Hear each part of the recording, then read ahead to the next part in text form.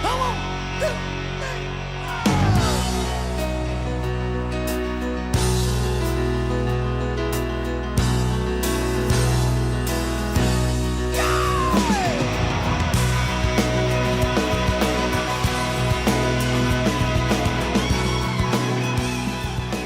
Well, good morning. Welcome back to the Broadcast Retirement Network. I'm Jeff Snyder. This is BRN AM for Wednesday, December 29th, 2021. And our top stories today, caregiving during the holidays. Joining me now to discuss this and a lot more is Ray McGrath. Ray, thanks for joining us again this morning. Happy New Year. Glad to be with you again, Jeff. Unfortunately, what we have to talk about is not the most exciting topic, but it's a fact of life, and it continues. Absolutely. And I should say you're joining us from your very extensive library on a plethora of topics. Ray, let's jump right in here because you're right. We're going to talk about something that you and I talked about several months ago, and that's caregiving. But let's kind of shift gears a little bit. First, how's your mom doing?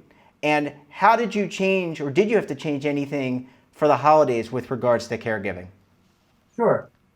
Believe it or not, Jeff, my mom's doing better. She had been in a nursing home. It wasn't as if the nursing home was doing a bad job, but I think we talked about customized solutions a little bit earlier, and it really wasn't a customized solution. I mean, she didn't get to choose the time she wanted to eat or her menu and things like that. And now I've moved her back to her home. I have a 24-hour caregiver, and she's eating what she wants and when she wants. And as a result, she's actually put on some weight, and she's doing a little bit better, I guess. And she's happy, as happy as you can be, I guess. So Ray, when you look at now, is some of that due to? I would agree that living at your home, having that a little bit more independence, very important. Did you have to change anything around the holidays? I think when you and I talked offline, you were actually giving the caregiver some time off. Maybe this was around Thanksgiving, but did you have to change anything going into the holiday season in terms of caregiving that you may not have had to do before caregiving? Yeah, so my mom, it's what's known as hospice care. So they're doing at-home hospice. And I wasn't sure if the caregiver wanted to be home for Christmas, so to speak. So I wasn't sure what exactly they might want to do, but I knew that was an option that they probably want to be with their family, because during the holiday, it's difficult, to be away from your family, and you want to provide care at the same time because, the patient needs care. So I reached out to the hospice folks because they had offered me what they called respite care, where they could give me a break from providing 24/7 care, and I could temporarily transfer her to a nursing home, an assisted living facility, and they could provide care. And when I reached out to them about inquiring about that possibility, they said I'd need to try and schedule it a month in advance, especially before Christmas. Christmas, there's a lot of demand. People, want to travel home to see their families or what have you, and they weren't sure they would have availability for me. At the same time, my mom kind of, I think I'm very blessed. At the same time, the caregiver said she would be okay with staying with my mom over Christmas. And then my mom at the same time said she had no interest at all in going back to a nursing home. She wanted to stay in her own location. So I kind of went to visit her there, and my family went to visit her there. So, and that was the other thing, due to the current pandemic, she wanted to limit the number of people who came to visit her over the holidays, just for health and safety reasons. And that makes a lot of sense. And in terms of what you were doing, and I think you're basically the primary caregiver other than the person that you've hired. The holidays are very stressful for a lot of reasons, running around, shopping, closing out last minute business, you name it, there's a lot of stresses. How have you handled that stress, or were you stressed at all? Well, I think the only time I'm really stressed is, so I've been fortunate the ability to work remotely, and as so many people have been forced to do during the pandemic. I've set up kind of like a home office at my mom's place, so I'm not there right now, but there are days that I work from there and I'll stay there during the night.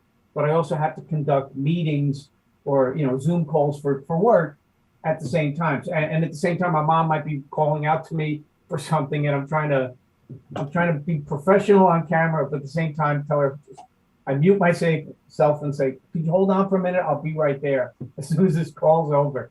So it's kind of that's the only real stressful part, is if she needs me while I'm on camera for my job, so to speak. So Yeah, but I think in today's world, not even thinking about caregiving, but if people are helping with their children, if their children are home, or I think there's a lot more flexibility, both from employers, but also, clients are like, they're in the same situation. They know what it's like if a dog barks or a kid says, "Mom or Dad, I want a banana," right? I mean, that I think that's just par for the course right now. Yeah, I think we've all adjusted. I think you're right. In the beginning, everyone was overly concerned about, trying to present the image on camera that you're really not working from home. But I think we all are now. We've all kind of become accustomed to that, where we were somewhat nervous initially speaking in front of the camera. But now my dog Peaches might be scratching on the door, wanting to get in or what have you. There's always things like that happening. Yeah, well, I can certainly relate. As you know, I have cats, and they sometimes like to make their debuts or appear on the program, so it's really hard to stop that. I guess, Ray, last question, and you talked about your mom kind of being a little bit more chipper during the holidays, and part of that is from the caregiving, being at home. In terms of like familial visits, family visits, do you and your wife and your family go and see her a lot? Does that perk her up, or do you do virtual calls with her, because you said that she wants to limit the amount of people that are coming to see her, obviously because of the pandemic and COVID? Yeah, so my mom was born in the 20s, and I mean, I bought her a smartphone, and I think it was just way beyond her. Well, I guess she wasn't accustomed to using it. So we pretty much do all of our visits in person. My wife is there right now, so to speak. And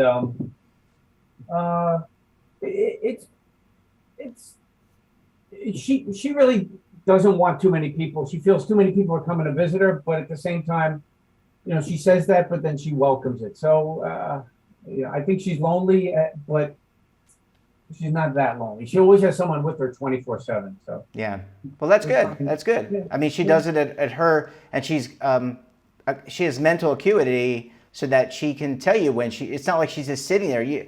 From all accounts, your mom is very engaged. She's probably reading and watching television and engaged in what's going on. So it's not like she's not aware. Oh, no, she's wondering about her required minimum distributions. I don't know if she subscribes to the Morning Pulse or the Broadcast Retirement Network, but she's definitely on top of things for sure. Well, certainly she should be checking out her son on BRN, that's for sure. Ray, I need to take a quick break. When we come back, we'll talk about the caregiving outlook for 2020. We'll have Ray break it down. You're going to want to stay tuned right here on BRN AM.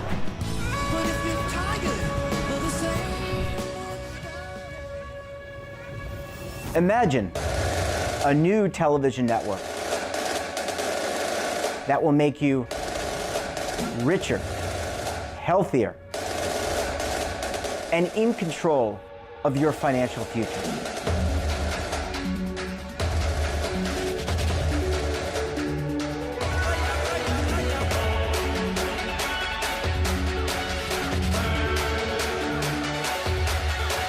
This network is for the policewoman in Nashville, Tennessee, the baker in Dubuque, Iowa, the teacher in Lexington, Kentucky.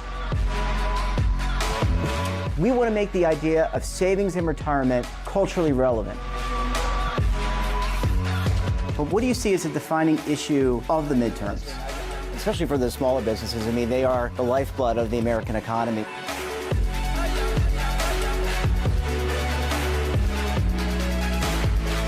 Featuring exclusive interviews, current affairs, and docuseries. 33 years old, you retired early. The philosophy is money only matters if it helps you live a life that you love. But you got to start thinking about retirement as soon as you get in. The Broadcast Retirement Network will drive very high engagement with premium partnerships.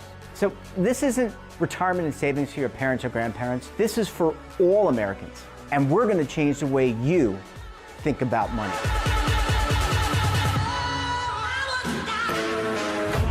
Welcome to the next frontier of retirement and savings.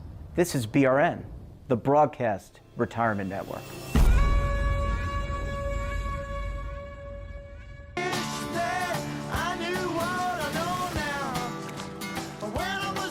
You need a financial plan that fits the way you want to live in retirement.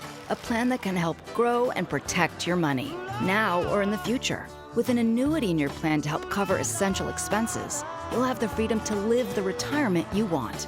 This is what an annuity can do. Find the right financial professional to show you how. Learn more at protectedincome.org.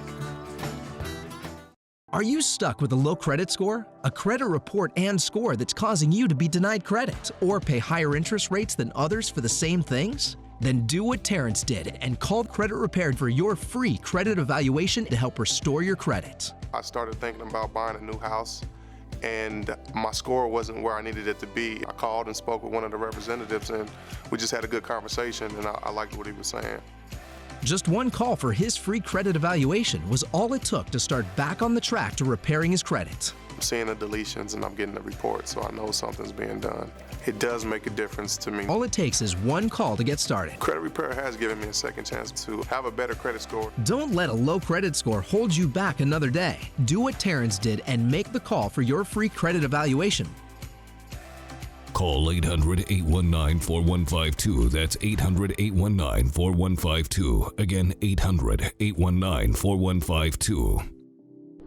Welcome back. We're talking this morning to Ray McGrath. Ray, thanks for sticking with us this morning. Glad to be with you, Jeff. One thing you said, and we were talking offline, and I think it's worthy of a conversation here before we go to your outlook for 2022, and that is there's a pandemic going on. We've had airlines cancel flights, I think over 800 flights during the holidays. But this has caused a challenge for you in terms of getting caregiving. People are getting sick, maybe not necessarily with COVID, but certainly the flu, colds, and they don't want to affect your mother. Right. I mean, right now, I just got a call yesterday morning saying I have some additional aides come in at different times during the week, but one of those caregivers called and said, really, they're going to be out sick for a week.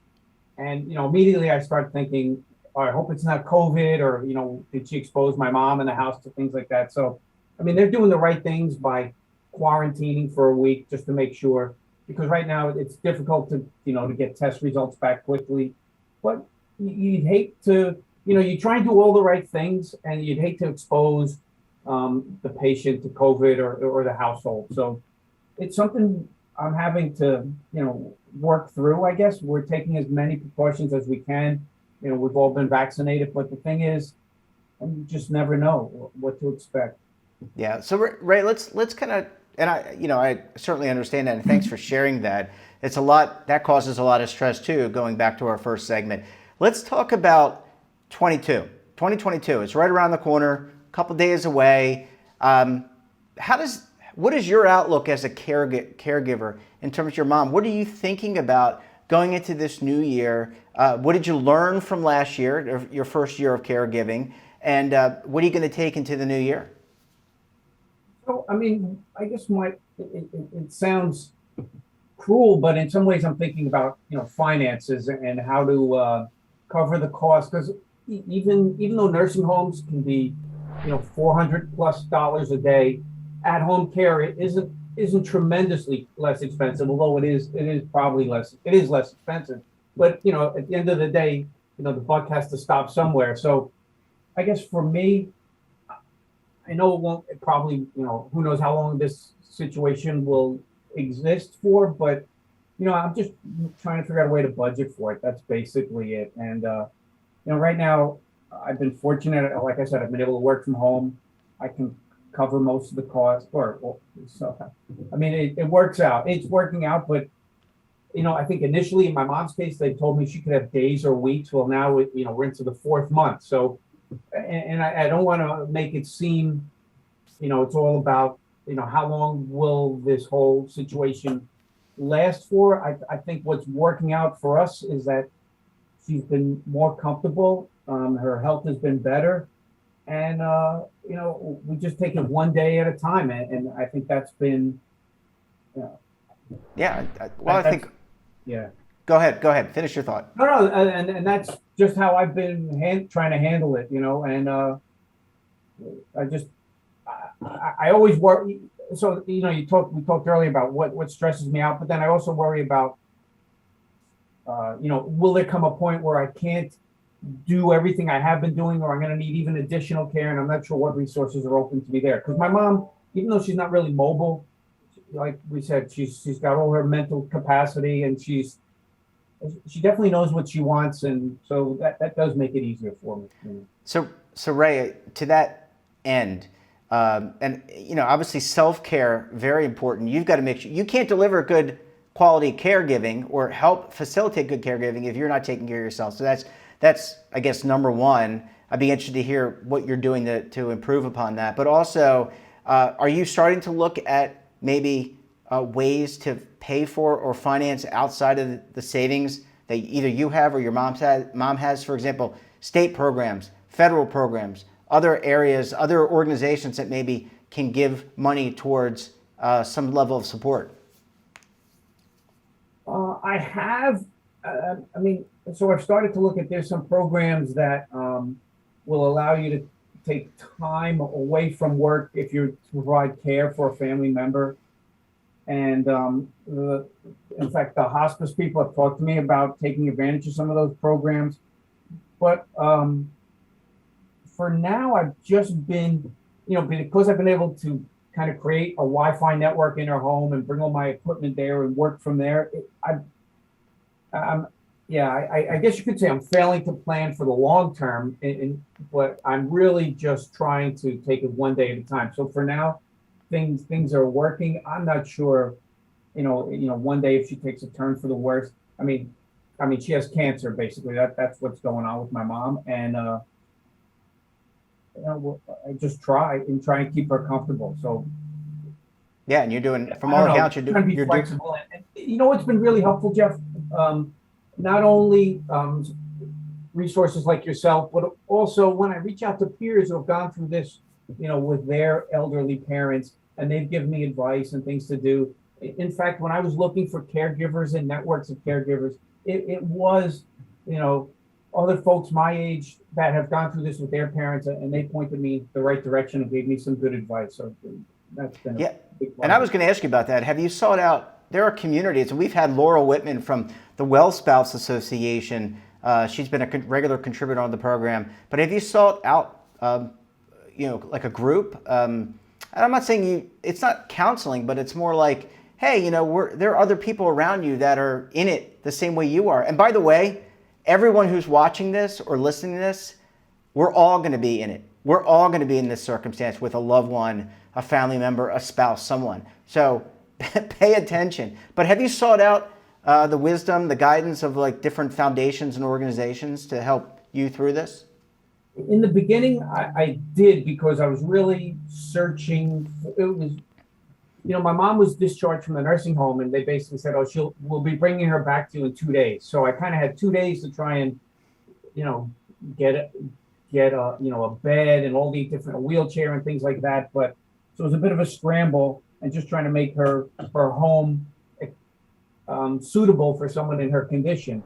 But then I had to try and also find someone who could provide 24/7 care.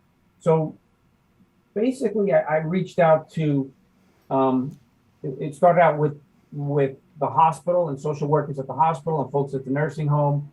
And then there were groups that wanted to help me apply for Medicaid, and they were going to charge me, several $1,000s just to fill out the application. So I kind of had to, I didn't go that route because I thought that I could probably fill out the application myself, but if I wanted to.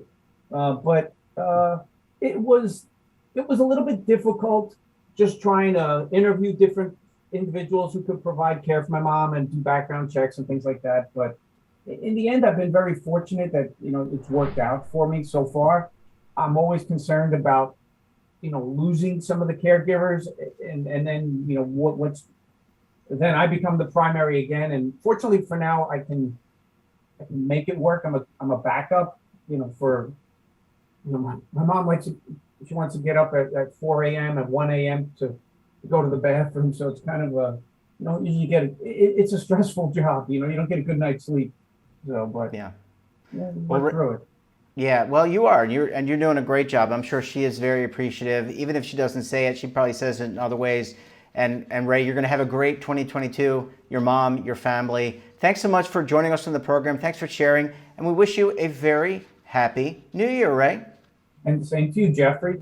And that wraps up this episode of BRN AM. Have a topic of interest, someone you think we should talk to, drop us a line. And don't forget, for all the information in lifestyle, wellness, finance, tech, and a lot more, check out today's edition of our daily newsletter, The Morning Pulse. Want to see our latest content or search our archives? Check out our streaming partners, Amazon, Roku, Samsung, and over 100 more. We're back again tomorrow. Until then, I'm Jeff Snyder. Stay safe, keep on saving, and don't forget, roll with the changes. Waiting here for you to take and drink of. But if you're tired, come on. Now is your opportunity to co-create content around any topic on the first lifestyle and wellness network. Reach a global audience through our platform and co-own exclusive branded content. All of our programs are available on demand and also as audio-only podcasts, so you can take us on the go. Broadcast Retirement Network, available anytime, anywhere, and on any device. Are you being audited and do you owe the IRS $10,000 or more in back taxes? Is the IRS threatening to take more of your money? Don't fight the IRS alone. The Tax Doctor is here to help you negotiate your tax bill and reduce your stress. The IRS can freeze your assets and seize your bank accounts, but you can stop these IRS actions. The Tax Doctor will work with you using our years of experience to represent your case to help you get the best resolution under the IRS guidelines. Help is here to deal with the IRS to reduce your stress. We've handled thousands of cases, so we know what we're doing. If you owe $10,000 or more in back taxes, do not call the IRS alone. Call a Tax Doctor now for a tax emergency analysis. Call 800-224-6439.